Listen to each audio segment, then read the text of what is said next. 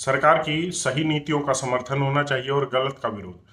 तभी हम देश के लिए कुछ अपना योगदान दे सकते हैं, तभी एक अच्छे देश का निर्माण कर सकते हैं। क्योंकि अगर आप सिर्फ विरोध करेंगे या सिर्फ समर्थन करेंगे तो आप गलत चीज़ों का भी साथ देंगे और वो हमारे लिए नुकसान ही कर सकता है, इससे ज़्यादा कुछ नहीं। इससे हमारा नुकसान ये होता है कि हम किसी भी एक पर्सनल राजनीतिक विचारधारा का समर्थन नहीं कर पाते, क्योंकि अगर आप सही का समर्थन और गलत का विरोध करते हैं और उससे आप एक पर्टिकुलर विचारधारा में नहीं जा पाते, जिससे आपको नुकसान होता है। क्योंकि आज के दिन भारत में कम से कम इतना पोलराइजेशन जरूर है कि हम बिना राजनीति का चश्मा पहने किसी को भी नहीं देख सकते। चलिए छोड़िए, हमारा काम है कि सही का समर्थन और गलत का विरोध करना। हमारा देश वही देश है कि जब फ्री में जियो की सिम मिल रही थी तो किसी को लाइन में लगने से दिक्कत नहीं थी, लंबी लंबी लाइनें थी और किसी की भी मौत नहीं हुई, सब अच्छे से हुआ। लेकिन जब यही लाइनें नोटबंदी के लिए लगी तो विपक्ष की पार्टियों को भी परेशानी हुई। हम बात करेंगे कि उस फैसले पर जो अब सुप्रीम कोर्ट ने कहा है कि ये सही था। ये कितना सही था कितना नहीं वो आप खुद तय कर लीजिए। हाँ, इतना जरूर है कि अगर कोई भी फैसला आता है और उसे सही करार दिया जाता है 6 साल बाद सुप्रीम कोर्ट के तहत, तो कुछ ना कुछ बात जरूर है। इस बात से मना नहीं किया जा सकता कि जब नोटबंदी हुई थी तो नोटबंदी होने के जस्ट बाद 4-6 महीने बाद कश्मीर में टेररिज्म का जो ग्राफ है वो नीचे आया था। ब्लैक मनी सिर्फ तभी के लिए खत्म हुई थी, फेक करेंसी नोट खत्म हुए थे क्योंकि वो मार्केट से अबोलिश हो गए थे।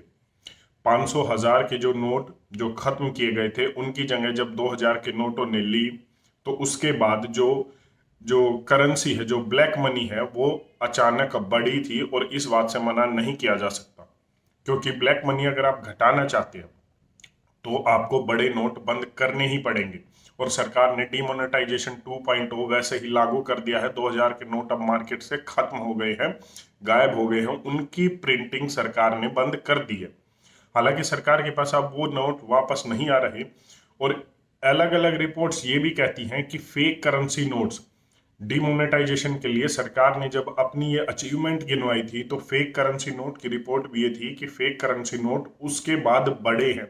इसका मतलब फेक करेंसी नोट पर भी डिमोनेटाइजेशन का ज्यादा कुछ फायदा नहीं हुआ। इतना जरूर है कि डिमोनेटाइजेशन एक लगातार प्रोसेस है और हर 10 से 20 साल में ये हो जाना चाहिए अगर हम एक स्टेबल इकोनॉमी चाहते हैं। ये एक्सपर्ट कहते हैं, मैं नहीं कह रहा हूं।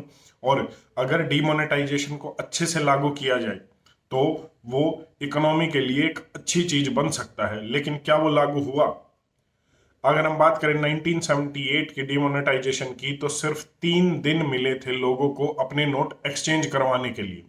और यहाँ 2016 में सरकार ने जो डिमोनेटाइजेशन किया इसमें 52 दिन लगे थे। मैं सरकार के डिमोनेटाइजेशन के फायदे नहीं गिनवा रहा हूं, मैं इतना जरूर कह रहा हूं कि डिमोनेटाइजेशन एक अच्छा प्रोसेस है, एक अच्छा स्टेप था जो इस सरकार ने या 1978 की सरकार ने लिया था। लेकिन जो इम्प्लीमेंट करने के लिए जो प्रोसेस होना चाहिए वो सरकार ने अच्छे से नहीं किया। क्योंकि अगर किया होता तो 2000 के नोट नहीं आए होते। और जो अगला स्टेप है सरकार की ने इसके बाद प्रिंटिंग उनकी बंद की तो वो शायद ना लेना पड़ता। और शायद वो लिया भी इसीलिए गया था कि जो ब्लैक मनी है वो धीरे धीरे सेटल डाउन हो जाए और जो जो हमारी एलीट क्लास है उसे कोई नुकसान ना हो। कोई भी फैसला अचानक हो या धीरे धीरे, इसमें मरता गरीब ही है। डिमोनेटाइजेशन के समय भी यही हुआ था। अमीरों ने अपने पैसे बदलवा लिए, बेचारा गरीब ही मरा। ना तो उसके पैसे लाइनों में लगे, जब नोटबंदी हुई तो वो लाइनों में भी लगा और परेशानी भी उसको हुई। जो लेबर क्लास थी, जो मजदूर थे, परेशानी उन्हें हुई। जो हर रोज कमाता था, हर रोज खाता था, वो अपनी दिहाड़ी छोड़कर बैंकों की लाइन में लगा था और तब वो खाने का राशन इकट्ठा कर रहा था। ये सच है। नीतियां कोई भी हो, परेशानी गरीब को ही होती है, मजदूर को ही होती है। और अगर नीतियां अच्छे से लागू न की जाए तो भी बेचारा वही मरता है। ये सरकार या कोई भी सरकार हो उसको ये देखना चाहिए कि जब हम लागू कर रहे हैं तो ग्राउंड लेवल पर दिक्कतें क्या आती हैं। इतना जरूर है कि जब फ्री सिम की बात हो तो हम लाइन में लगना पसंद करते हैं और अगर नोटबंदी हो तो लाइन में लगना पसंद नहीं करते। ये एक राजनीतिक सोच से ज्यादा कुछ नहीं है। लेकिन जहां तक बात नीतियों की है तो नीतियां डिमोनेटाइजेशन के लिए विपक्ष चुनौतियां गिनवा रहा है, विपक्ष ये गिनवा रहा है कि इससे ये नुकसान हुए, लेकिन दूसरी तरफ ये भी देखना चाहिए कि सरकार ने अभी तक इससे कोई अपनी अचीवमेंट नहीं गिनवाई है।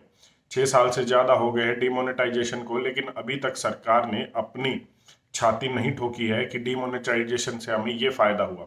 ब्लैक मनी की बात करें तो वो ब्लैक मनी, कितना ब्लैक मनी आया था, क्योंकि सारा पैसा वापस आ गया था सरकार के पास। तो ब्लैक मनी के ऊपर कितना एक्शन हुआ कितना नहीं, वो आप सभी जानते हैं। बात सिर्फ इतनी ही है कि नीति अगर लागू हो, कोई भी अगर पॉलिसी लागू होती है तो वो ग्राउंड लेवल के लोगों को सोच कर देख कर लागू होनी चाहिए, ताकि उन्हें परेशानी कम से कम हो।